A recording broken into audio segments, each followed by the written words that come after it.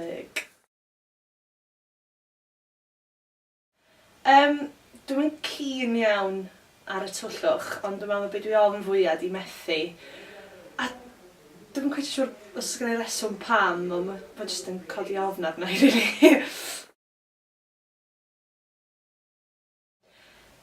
O ran hoff gân, mae wastad yn newid. Dwi byth yn licio'r un gân o hyd, ond ar hyn o bryd, dwi'n chydig bach obsessed efo GoldenEye gan Tina Turner, achos mae'n ffrind i'n Bond fan a mae wedi gwneud ni watcho'r ffilms i gyd, so mae hwnna'n ymhen i ar hyn o bryd.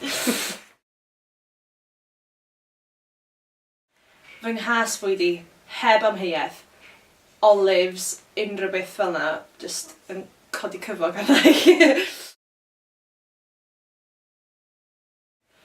Os na fyddwn ni'n actio, berig, mae athrawes fyddwn ni, dwi'n meddwl. Dwi'n licio gweithio efo plant. Ond eto dwi'n licio ymchwilio a darganfod pethau newydd. Felly falle swn i'n ymchwilydd, dwi'n siŵr, un o'r ddau, dwi'n meddwl. Pwy fyddwn ni'n gwahodd i'n mharti? Mae'n ormod o bobl does i feddwl am.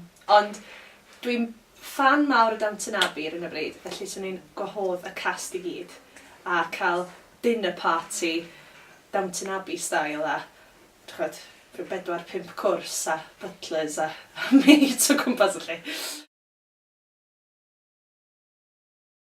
Moment fwyaf embarrassing. Dwi'n berson eitha clumsy fel ydw i, ond y peth fwyaf diweddar sydd wedi digwydd i fi ydi, o'n i'n sefyll Llangollen a oedd y côr o'n i'n canu hefo wedi cael sgidiau pink newydd sbon.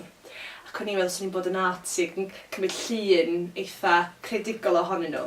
So nes i fynd ar yngluniau i a tynnu llun o'r sgidiau yma.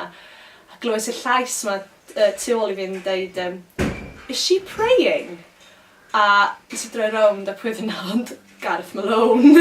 So ie, dwi wedi sticio mewn ôl i o blaen Gareth Malone. Mae hwnna'n really embarrassing.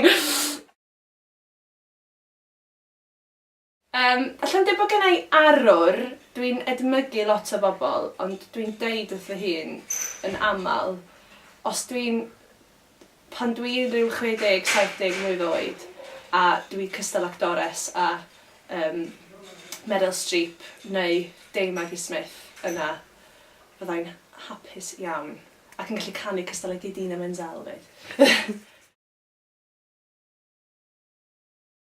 Fy hoff ffilm mi ydy Shawshank Redemption, dwi'n credu.